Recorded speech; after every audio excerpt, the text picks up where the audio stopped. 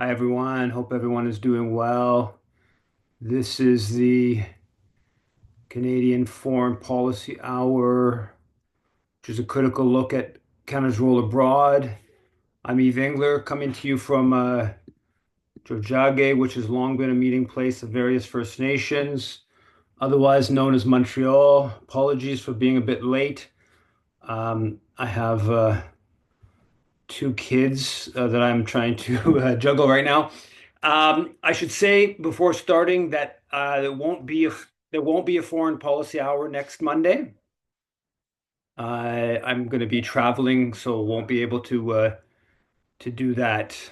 Um, there are many developments in Canadian foreign policy, so I'll get right to it, and I'm going to try to keep it to an hour. Um, Scientists are saying that the 1.5 degrees Celsius warming has happened past that threshold for 21 of the past 22 months, which is pretty disturbing. And of course, Canada is an outsized contributor to the climate crisis. There was a workshop in Ottawa on the weekend about Canada's increasing militarism in the Philippines and its support for Marcos Jr., which is an issue that I've talked about in past episodes. I didn't obviously go to the event in Ottawa, but I think it's an interesting, it's good that there's an event happening on this subject and that there's some degree of I guess, pushback on that question, which is heavily tied to sort of turning the Philippines into a bastion of opposition to China. I saw a story, I didn't watch it, but a story about some filmmakers at Wilfrid Laurier University did a film on the Sikh Canadian contribution to World War One. And I didn't see the film, so maybe it takes a critical look, but I'm highly skeptical. There's a whole kind of I guess it would be called maybe anti-racist, if you want to frame it that, of looking back at Black Canadian, Indigenous, in this case, a Sikh involvement in World War One, and sort of like, people were excluded. They were marginalized. There was tons of racism, but they, contributed to this fight. Uh, to me, this is all really kind of collapsing all different, sort of racial groups into this imperial project, this nationalist imperial glorification that you see. I think you've seen a lot of, and there's actually now 3 days before Remembrance Day, they have a whole First Nations Remembrance Day uh, to further highlight uh, this kind of project. On Wednesday, I think it was, the whole Globe and Mail front section, front page was devoted to celebration headline Victory and Valor.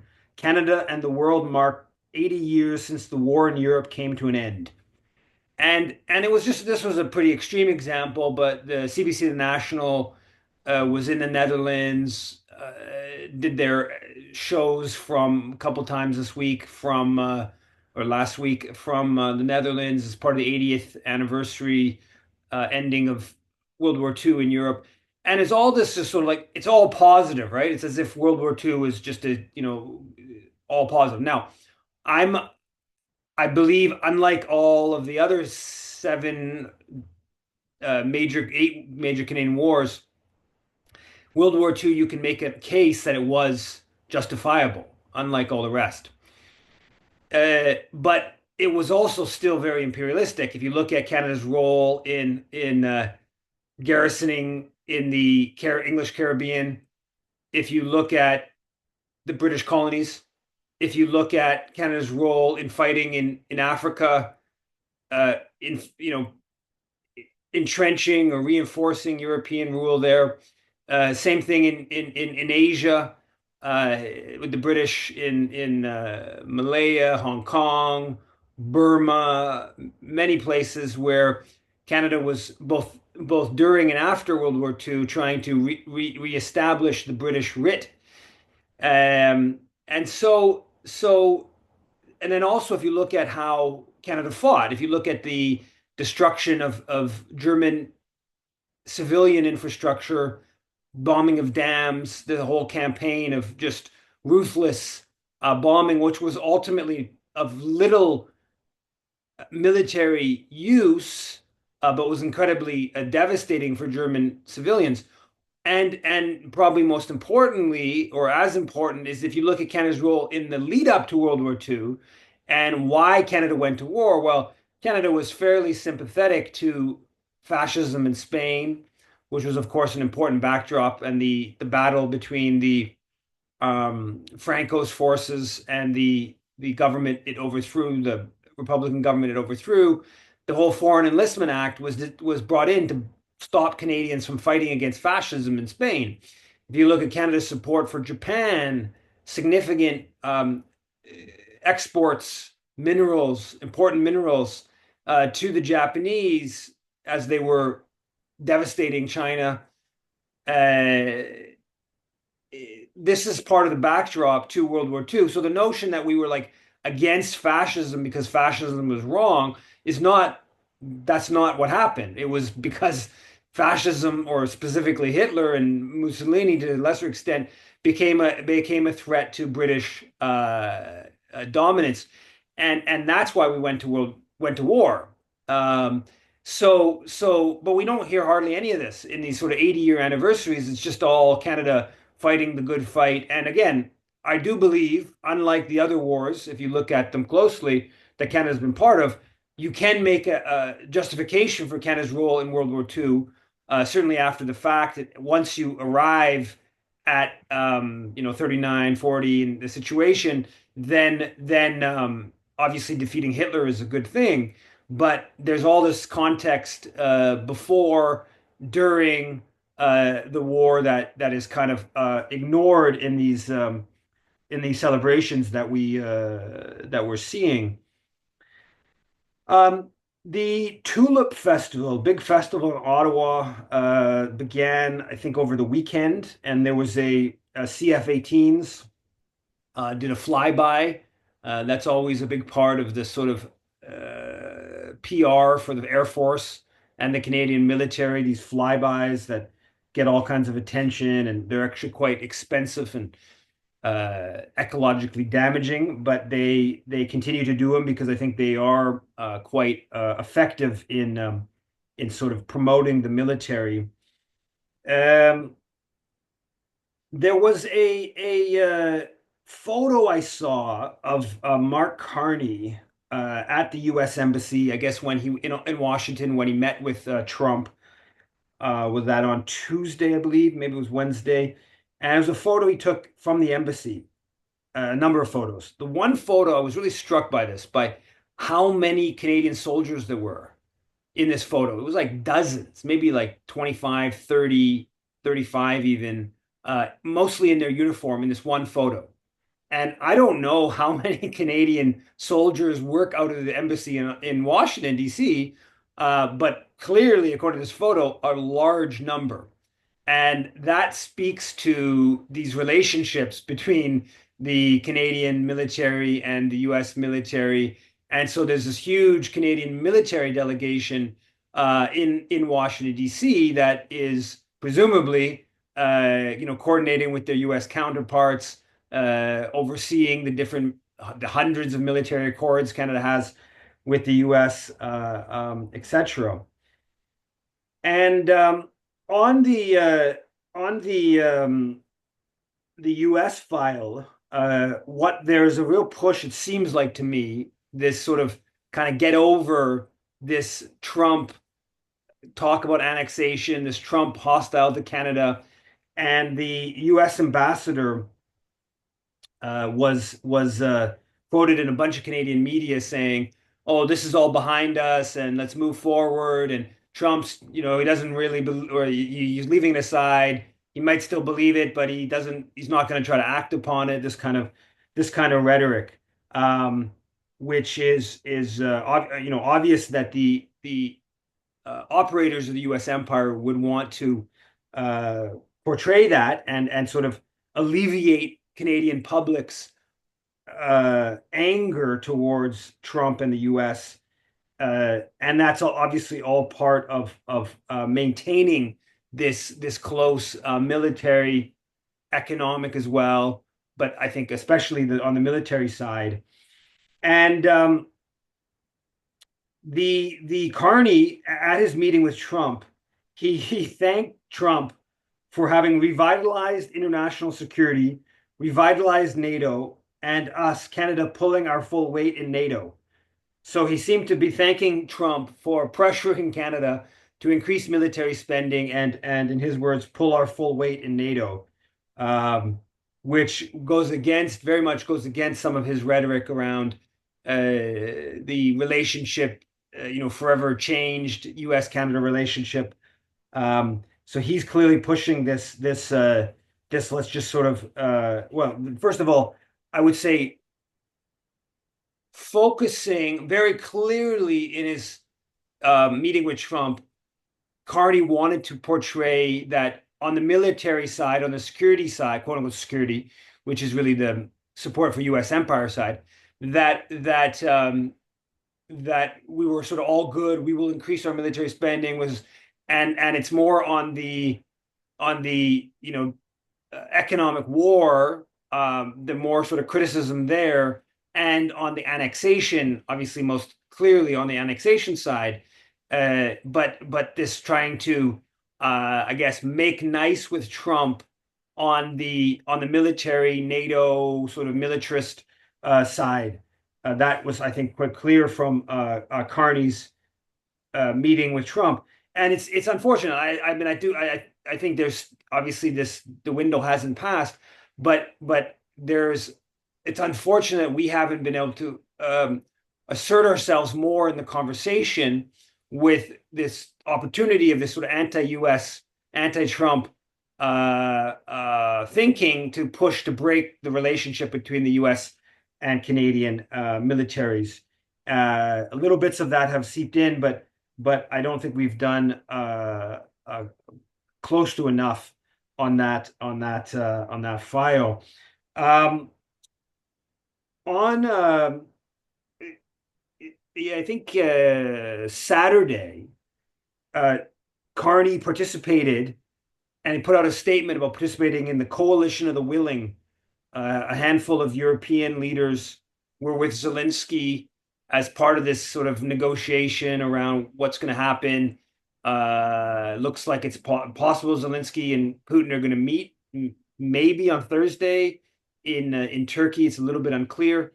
Uh, and there's this sort of effort of Ukrainians' proposal of a 30-day ceasefire, and then some Putin's counter to this about meeting, and it's a little bit unclear where this is where this is at and where it's headed.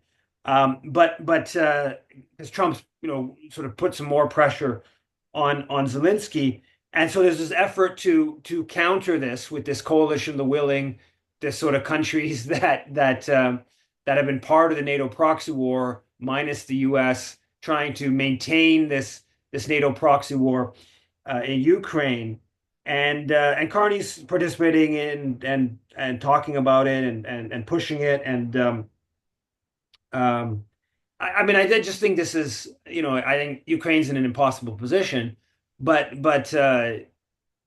moving towards anything that is structured towards prolonging this horrible conflict is a negative. Now, does that mean that the alternatives are good?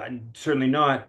But I think ultimately what this coalition, the willing thing is just trying to give the Ukrainians sort of fake reassurance that we're going to come to your assistance. There's not going to happen in any significant way in terms of troops. And even if it did happen, all that we'd be doing is moving ourselves even closer towards a full-on, even potentially nuclear, but at minimum a broader war that is not desirable. Um, One story, kind of a little bit related, that I saw about CBC story this week about Canada and getting icebreakers and whether this was a real thing.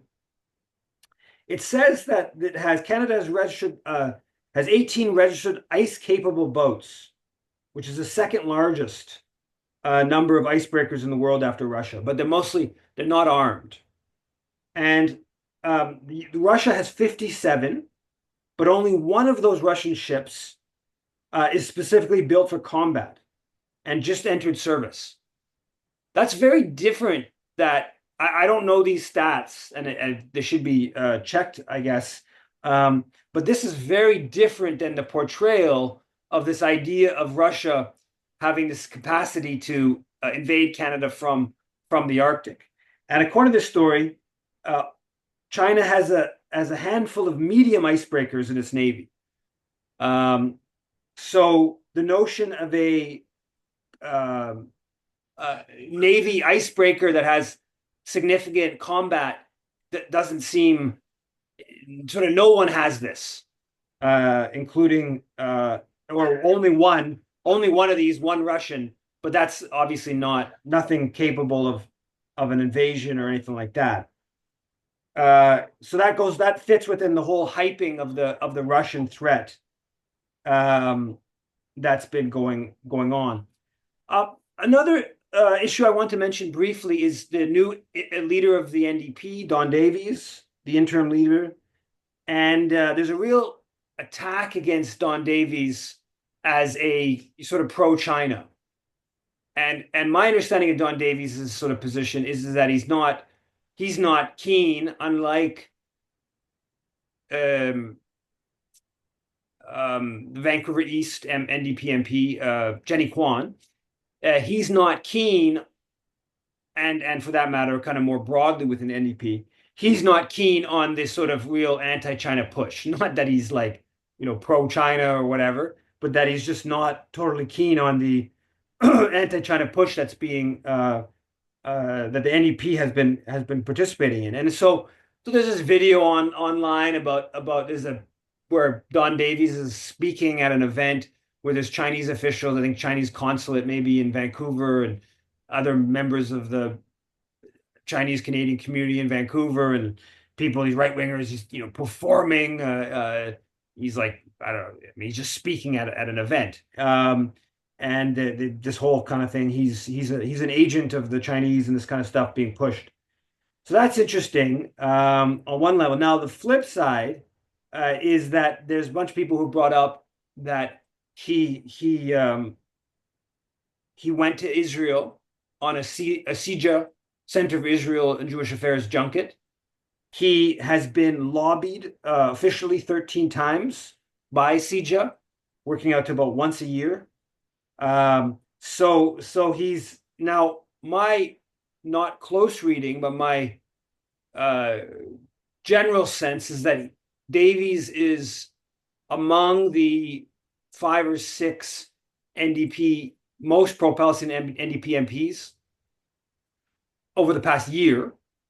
Not necessarily, I don't know if that's how far back that goes, but in recently he's been there. He's tweeted.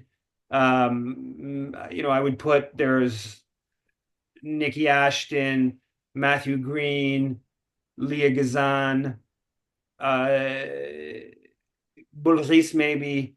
Those would be the 4, so the more vocal, and then Davies would be kind of right there. More so, of course, than someone like a Jenny Kwan, who I've seen almost nothing, or Peter Julian, Gord Johns, the other, a few others, or even for this Jagmeet Singh for that matter. I guess Heather McPherson kind of gets into that mix. Now,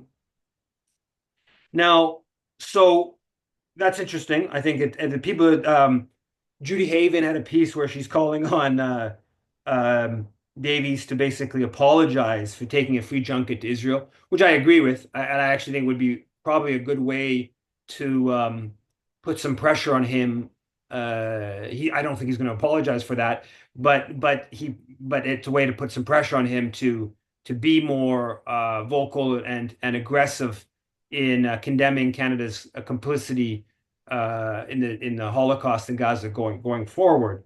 Um, I came across a Rebel News story that's actually it was about 2 weeks ago, right at the end of the election, or I think it was actually published on the 28th, the day of the election, which I thought was kind of interesting. It says something, and it was titled, I think it was Rebel News, but some right-wing outlet.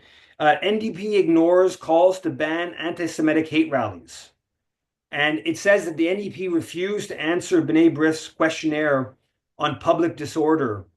And it was the only federal party that didn't answer on this question, didn't respond to B'nai B'rith. And so I didn't see the questions that they were sent, but obviously they were trying to set up some, will you assist in banning these anti-Semitic rallies, da da da, this kind of line that the Zionist forces have been pushing aggressively. And the NDP ignored responding to it. Now, what I find interesting about this and why this I think is a positive, small positive step, is that that's always been where they've been the weakest, right? Like if you see with Jagmeet Singh, he'd been putting out statements about that are not good, but better than the other parties on criticizing Israel's actions in Gaza. And then there would be like some Israel lobby freak out about that. The instance that comes to mind right away is that the protest that went by the hospital in Toronto that was 100 years ago. It sort of has Jewish roots to it. I'm forgetting the name of it right now. And the Spider-Man for Palestine like waved a flag as he'd done on like six other buildings on the route of the protest. And then the Zionist group said this was he was targeting a Jewish hospital, which was not actually a Jewish hospital. It's public hospital. And anyway, they did the whole thing, and then Singh joined in this absurdity, and so that was always the one where the Israel lobby had the most leverage, is sort of like the focus on anti-Semitism, domestically and smearing, and the fact that they wouldn't go along with B'nai B'rith's little effort at that during the election. I think that's it's they should not haven't done they shouldn't have done this 10 years ago, but it's still, I think, does say something about shifting some of the ground where that kind of politic is losing a little bit of its influence within the mainstream social democratic kind of world. Now, obviously, the level of horror in Gaza that has brought us to this point is stunning. The Lancet has a thing saying that the true death toll in Gaza of direct kills is probably towards 109,000 to 53,000 or whatever it is exactly. Of the ministry is certainly an undercount. They're saying the minimum is about 75,000, and the likely is towards a bit over 100,000 at the higher end of their estimate. Now, that's just, again, direct kills. And what we're seeing now, of course, is more and more of the starvation, disease, lack of water leading to all kinds of disease. And this has been going on for a while, but because of the 2.5 month or whatever it is now of Israeli food blockade, then this is all worsening. And certainly we're already into the tens of thousands more who've been killed indirectly by Israel, and those of course will go on. That toll won't stop once even once the bombing stops, even once the food is allowed back to come back in. That those toll won't end, because there's so many elements to how that plays itself out, from malnutrition as a kid, that then infant that lasts your whole life, to asbestos in the buildings, to all kinds of other toxins, on and on and on. And so we're talking about, obviously, there's no scenario where it's not towards 250,000 or more killed. And in that context, we have just the continuation of this, with a positive development on the NDP front, but negative at a federal level, but a negative development on an NDP front at a provincial level. So Wab Kinu's government just brought in mandatory Holocaust education for grades 6, 9, and 11. And now Manitoba joins Ontario, British Columbia, Alberta, Saskatchewan, New Brunswick, and the Northwest Territories that have some form of mandatory Holocaust education. And this, at this point, I think this is just part of apartheid genocide promotion. I mean, that's if we're in 2025 demanding mandatory Holocaust education in Canadian provinces, this is just all part of a Holocaust industry that is just a increasingly a tool of genocide and quite frankly a Holocaust in Gaza. And to see Wab Kinew go along with that, it's not surprising, but it's disappointing. In that kind of vein, yesterday there's a piece that was published it's called the Free Press. It's that thing set up by that former New York Times columnist, I'm forgetting her name, who made herself, she claims to be a big free speech advocate, but how she started her political thing was trying to get a professor at Columbia University fired. Forgetting her name right now. And the title of the story is "A Pogrom is Brewing in Canada." A pogrom is brewing in Canada. And what I found, this is circulating in Zionist circles, and I read the article. It's just like basically a bunch of dozen examples of courageous opposition to genocide, reframed as anti-Jewish. I mean, that's in fact what's interesting. One of the things I found interesting in the story is that the actual anti-Semitic incidents, like shooting up of schools and stuff, the story actually buries that. It mostly is just the just pro-Palestinian stuff that's repackaged as anti-Jewish. And so here you have Bob Fife, the Globe Mail, the prominent Globe Mail CTV journalist. He posts it just like that to his Twitter. A pogrom is brewing in Canada. So you have one of the most influential reporters in Canada that is posting a pogrom is brewing in Canada.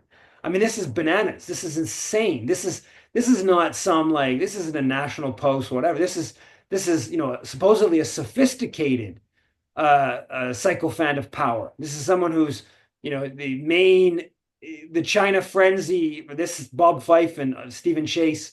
This is somebody who is and he's posting, and if you think about this question, I mean, it's bananas on its face, and it's basically Bob Fife wants to starve more Palestinian children. That's really what he's saying. So it's obviously deeply anti-Palestinian, but it's also, if you think about it, it's really anti-Canadian. It's a smear against Canada. Right. And I was thinking about a whole bunch of this kind of stuff. So the Israeli Diaspora Ministry about a week ago published a piece saying, sorry. Sorry, I forgot to unmute things, so please make sure you're muted. Someone is unmuted. No, power you have to do for it. You have to get your for when you are. Excuse me, someone is unmuted, please.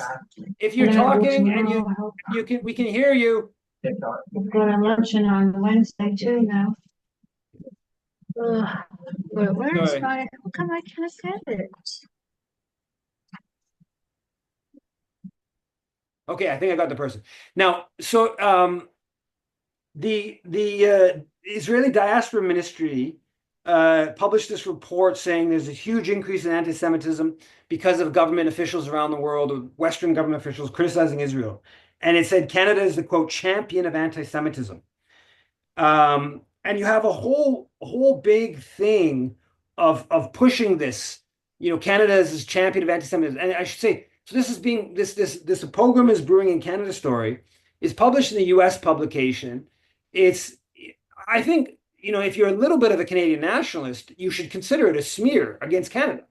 It's obviously not founded in any rational look at the facts, but yet someone like Bob Fife pushes this, and there's basically no nationalist pushback against these kind of smears against Canada, which I find a little bit interesting. It says a lot about how nationalism functions. And today I did an interview with some people, and they asked me about Poilievre's whole line about importing the conflict. And during election, Poilievre saying, you come to Canada, bring your families, bring your culture, but don't import your conflicts onto our streets, right?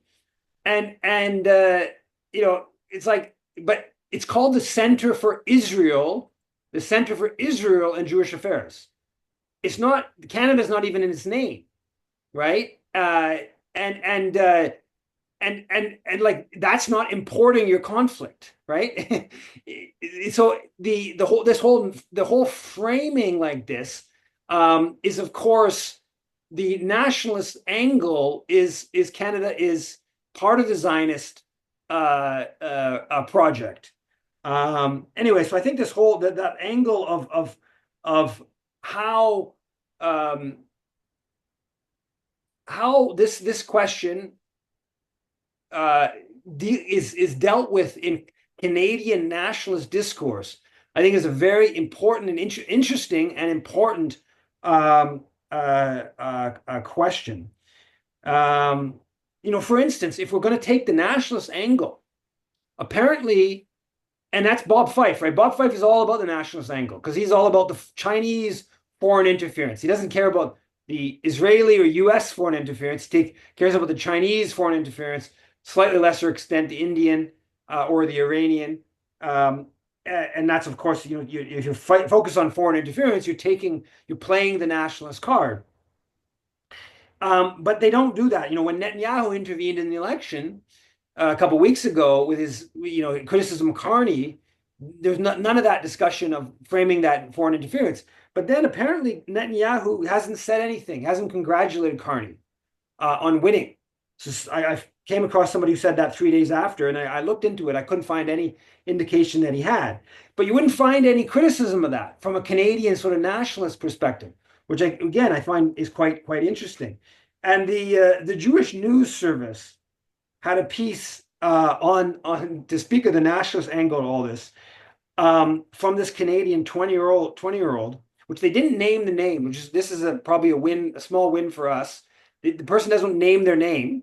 They've joined the Israeli military, and they didn't give their name. And I think they're going to give their name, and now they're getting increasingly nervous that they're getting targeted, and they may even be pursued investigations. But at minimum, they're being mentioned online as the Find Your IDF, the website that the Maple put out.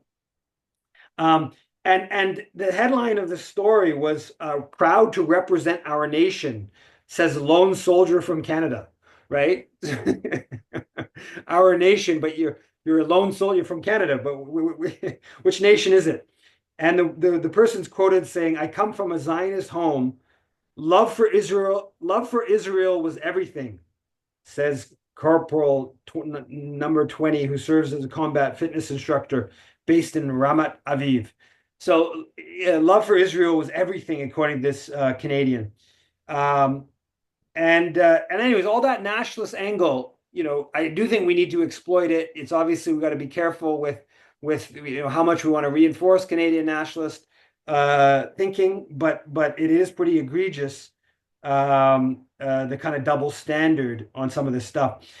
One little piece on the anti-Semitism thing I found interesting, I came across this week, is that there's a woman by the name of Alyssa Blank, whose title is Senior Policy Advisor on Jewish Community Relations and Anti-Semitism at the Treasury Board of Canada Secretariat.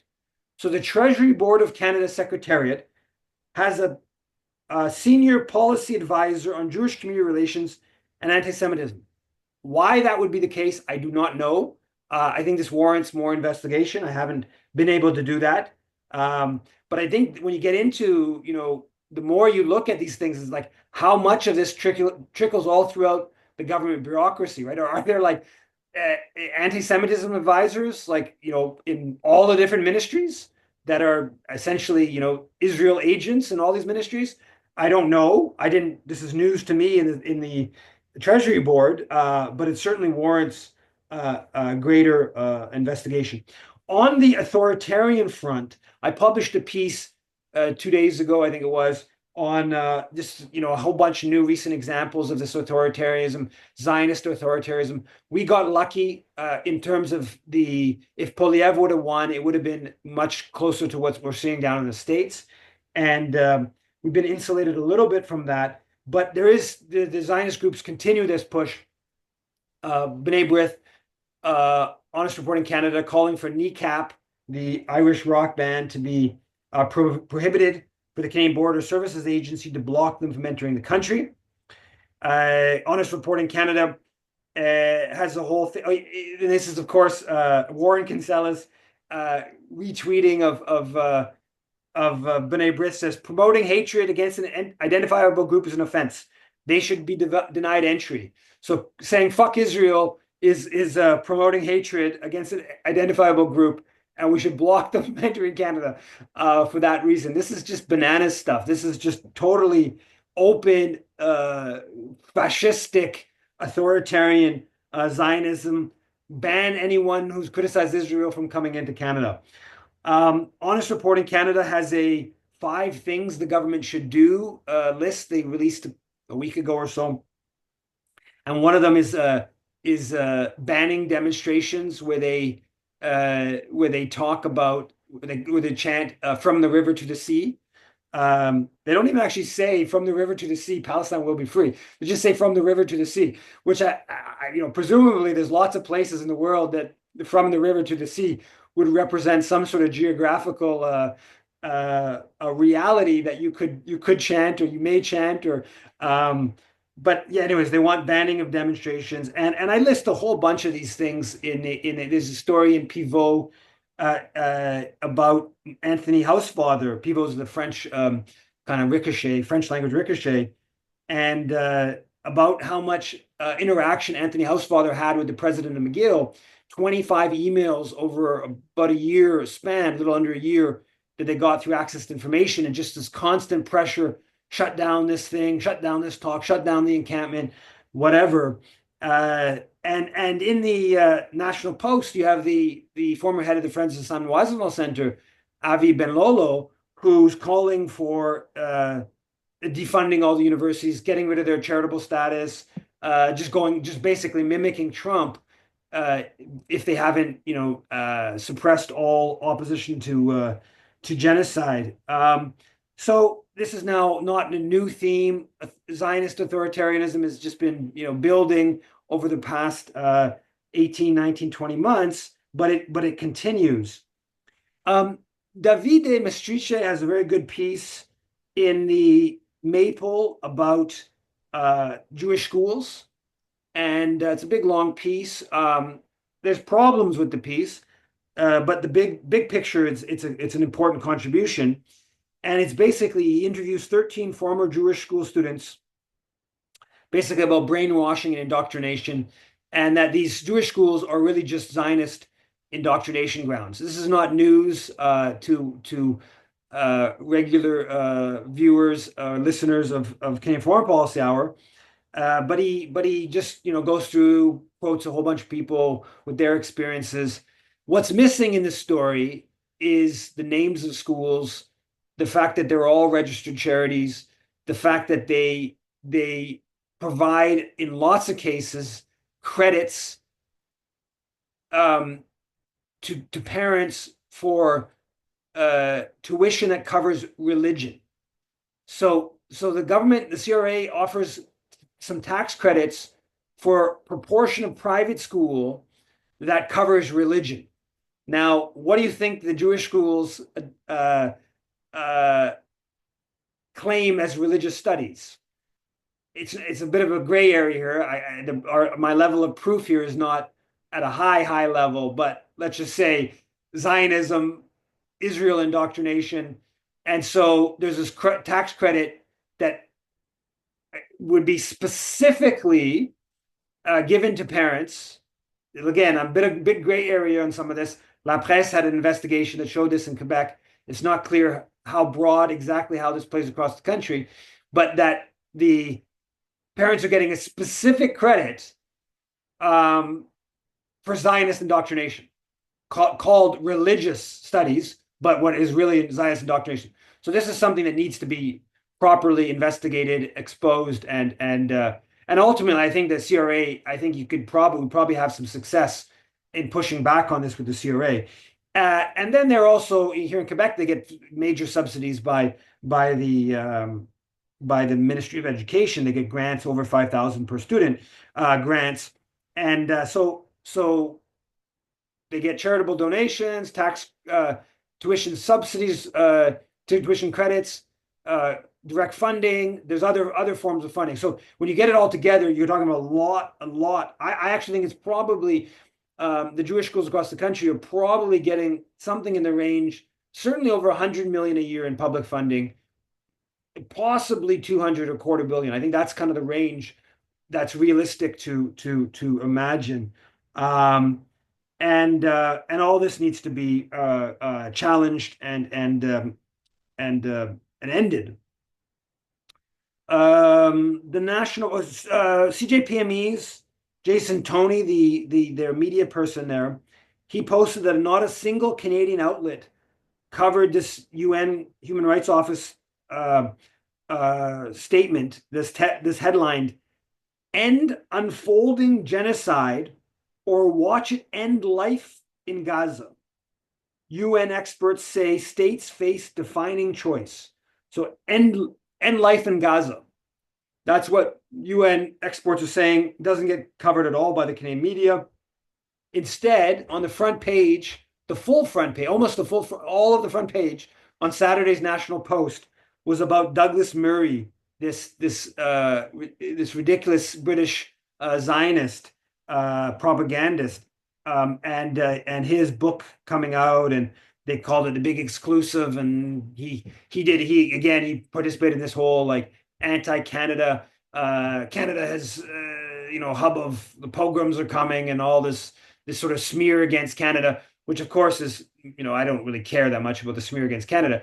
I, of course, care about the how it enables the Holocaust in Gaza, but nonetheless should be, if you're going to claim Canadian nationalism, should be viewed as a smear, particularly coming from this Brit. And of course, I mentioned Robert Fife, the Globe journalist, doing this. This week, I went on Tuesday or Wednesday. I went to this talk by this prominent Journal de Montréal, the Cube media guy, Joseph Facal. And so he's a former minister in the PQ government. He's this right-wing nationalist, Quebec nationalist commentator, prominent fella. I go to his talk, the end of the talk, during the question period, and I ask him, I say, Amnesty says it's a live stream genocide, 50,000 plus killed. Why have you supported Israel? And, it's totally like just question period. I film it. After my question's done, the organizer says, just want to mention that he's filming this and sort of like suggests I'm doing something wrong by filming the question. And then someone in the audience says, you don't have the right to film. And then Facal, kind of in the midst of all this, Facal basically says, he seems like he's about to start maybe answering the question. He starts off claiming it's complex. Seems like he's maybe thinking about answering my question. And then just decides, I think partly given cover by these people saying I don't really have the right to film, or this sort of questioning of my filming thing. And he says, this is not the subject tonight. I'm not going to answer. And so I kind of press him, and I'm not going to answer. I'm not answering this tonight. And what's like particularly like comical, or just like the hypocrisy of these people on this is that his buddy, he does a program with Richard Martineau. Okay, that Richard Martineau, like a month, 6 weeks ago, is this right-wing Quebec commentator who I bumped into on Saint Denis Street and asked him about the genocide, and he had a total meltdown, and he's continuing to have his meltdown. Like he wrote about it like 4 or 5 days ago, 6 days ago in the Journal de Montréal. Again, he has like a paragraph or two about how he was like targeted on the street, and it was just so horrible. I mean, just totally misleading what actually happened. And he went to the police to say I was harassing him, and all this just like totally over the top ridiculousness. And so here I go. I do it in the most like formal, public event, wait to the question period. I wait in line at the microphone, the full beans, and he just like refuses to answer. So the guy like writes these op-eds in the Journal Montréal. He goes on his radio program with Martineau about the Hamas thugs taking over the streets and this and that. And he writes column like explicit, like the only reason that people criticize Israel is because there's envy towards Israel, and that was one of his columns 6 months ago or something like that. Other overtly pro-Israel kind of columns, and at an academic forum, he won't even respond to a question on the matter. It's just the level of like, Michael Albert on ZNet back 10, 15 years ago when ZNet was quite prominent. I read lots of Michael Albert stuff, and he used to talk about how rot rises in an unequal capitalist system, that rot rises. It kind of makes me a little bit uncomfortable as a way to to frame human beings as rot. Right? I don't know. It's not. You don't love that kind of formulation, but I have to say, when I've like interacted with these media people and I've had quite a number of them over the past few months, you gotta sort of say, to make it in the Canadian media sphere, I mean, it's clear you have to have no principle and you have to be totally indifferent to mass killing in Gaza. Is it fair to say that rot rises? I think it may well be fair to say that. On the more positive note, there was an action on this Arms in the Art campaign. They disrupted this opening reception for the Scotiabank Photography Award because Scotiabank's a big owner of Elbit Systems. Here in Quebec, over 800 professors signed a statement calling for the higher education minister Pascal Derry, who intervened at a couple of the cégep colleges against Palestinian curriculum, that she should resign. There was a big divestment victory at the U of T faculty and librarians pension plan, which has like nearly $12 billion. They voted for this divestment, mostly about Israel or Palestine. There's the CanSec Arms Fair coming up on the 28th, the big arms, maybe it's 27th or 28th in Ottawa. There's protest planned there. And again, I'm not going to be, there will be no Canadian Foreign Policy Hour next week because I'll be traveling. There's a small chance there won't be one the week after because I will be just arriving back, but I'm pretty sure that should be the one the next week. I'll leave it at that. And if people have comments, questions, I'll make Laura a co-host.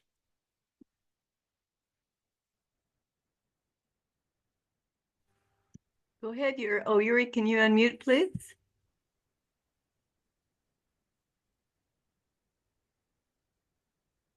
Yeah, thanks, Laura. Thank you, Eve. I actually have several questions, so apologies in advance. So please, everybody, raise your hands if you do want to ask a question, because I actually have several ones to ask you, Eve. I have them typed down. Now, Eve, I'm not too familiar with Canadian hip hop music, unlike the US and Britain, but was wondering, have any major Canadian rappers spoke out on Israel, vowed to BDS Israel, or stand in solidarity with Kilani, very popular R&B singer, or even stick their necks out like Malcolm Moore or Roger Waters, although Roger does rock music, and a few notable others who have vowed that they won't perform in Israel and are calling for the music industry to engage in BDS Israel. And stupid follow-up question, but are Canadian rappers largely silent on Canadian imperialism, but do speak out on Canadian anti-Black racism and Indigenous racism? And then another question I wanted to ask was, anyone in the hockey world, whether it's a sports journalist or hockey player or some high or low-ranking hockey member, calling for BDS on Israel, demanding divestment from from Rwanda because Gary Lineker, widely popular BBC sports journalist who's stepping down, who covers mostly football, he has several times has called for Israel to face BDS and FIFA to engage in BDS. And both the Belgian and Congolese national teams have protested and want Rwanda to be BDS from football and soccer.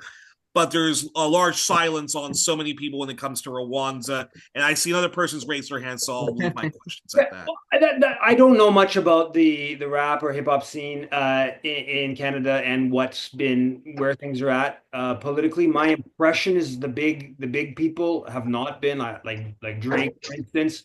I've seen that Drake sort of he's sort of suggested some pro-Palestinian kind of thing, but very, very haltingly is my impression. I don't really know enough. The hockey thing, I don't know of any, and it's something that was like very much on my radar. I early in the genocide, I was considering seriously trying to figure out how like sort of find some Montreal Canadiens players and just put a like ask them a question. Do will you say free Palestine or whatever, right? Just get something on record. And I've actually today I tried to there was it was the boxer of Haitian descent, Pascal, here in Montreal. I was supposed to have a press conference. I actually went down. I got something mixed up because the press conference wasn't happening. But I wanted to ask. I wasn't sure if I was going to ask a Haiti related question or a Palestine question. My impression is that sports scene, I think particularly hockey scene, is just the most Nationalistic. Yeah, nationalistic, conservative, and would really there is just not much space for putting out certainly any sort of left-wing perspective. But I would say even it's pretty that the culture of hockey is very like don't step out from the group kind of ethos, which in this which mostly would be conservative, but even like when the Boston Bruins goalie, forgetting his name there, he refused to go to the White House. Tim Thomas, he's like a Republican, particularly right. He refused to go to the White House. I guess with Obama, it must have been, and that got like pretty big. My impression is I think it almost kind of sort of led to his demise, and he was quite a good goalie. I'm correct me, I don't remember my details on that well, but yeah, so it's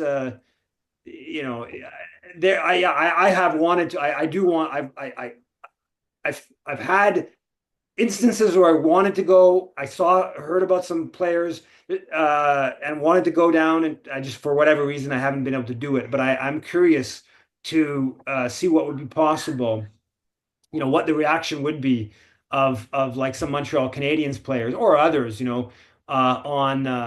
On some of these issues. They certainly are not going to.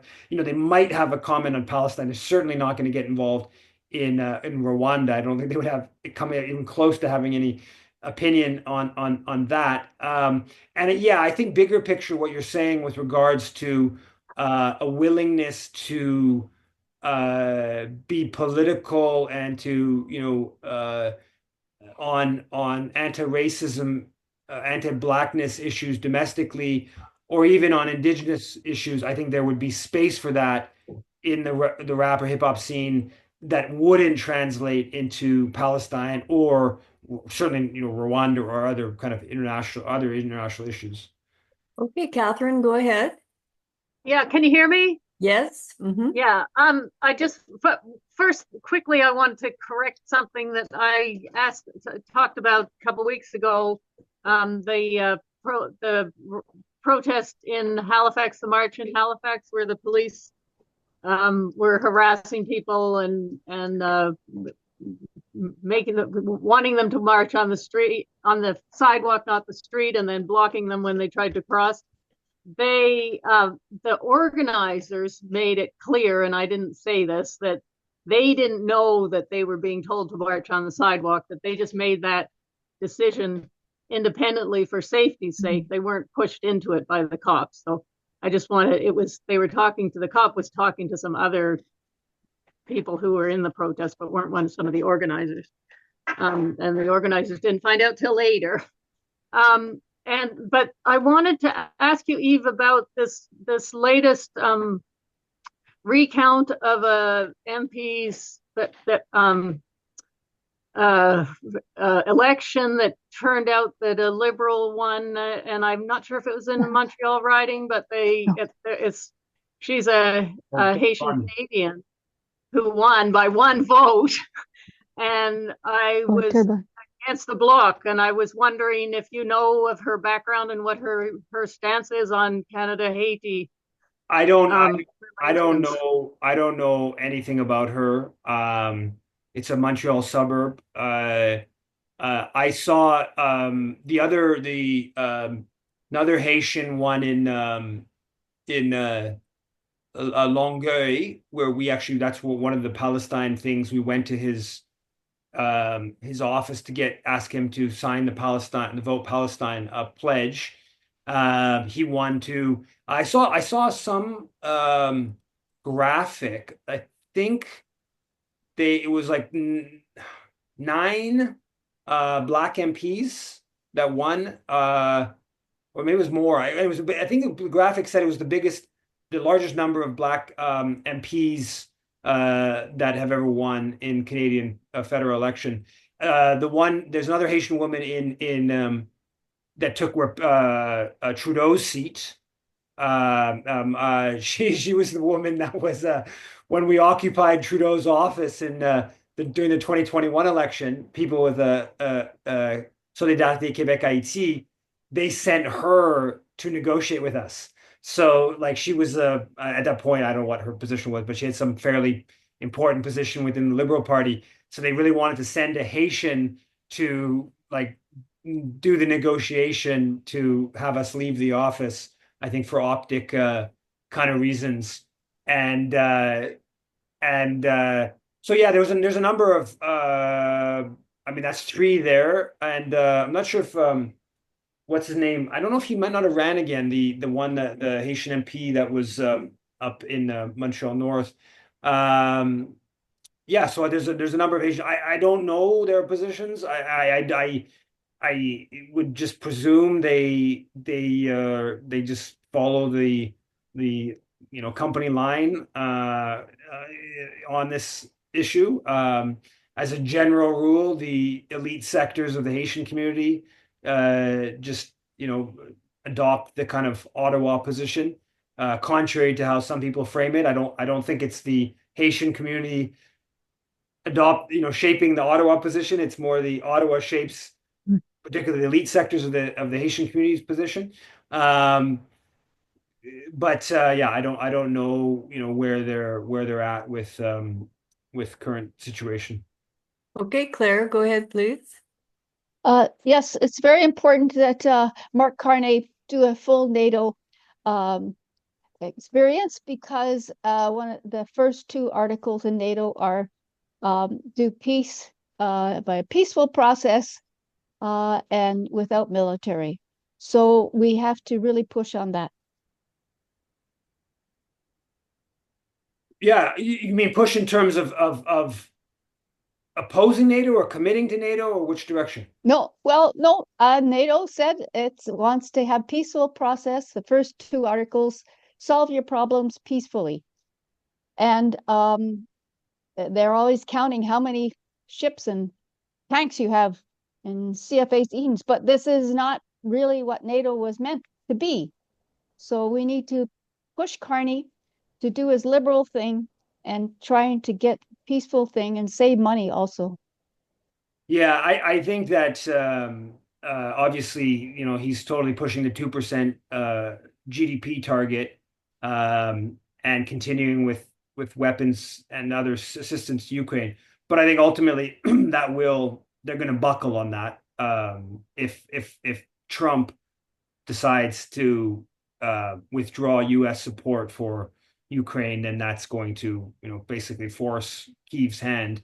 But yeah, I'm a bit more I would say cynical in terms of how NATO is used in terms of uh, militarist promotion. Whether the first couple articles discuss peace, the aim of the alliance is to uh, promote militarism and specifically U.S. led imperial domination. But Eve, Yuri has asked in the chat for me to ask you if you've seen the documentary by Alex Gibney, The BB Files, and Louis Theroux's two documentaries on Palestine. I haven't. Yeah, I'd like to see it. I don't know where you can see the BB Files, but okay, I think that's it. Thanks, Eve. everyone. Have a good Thanks, night. everybody. Bye.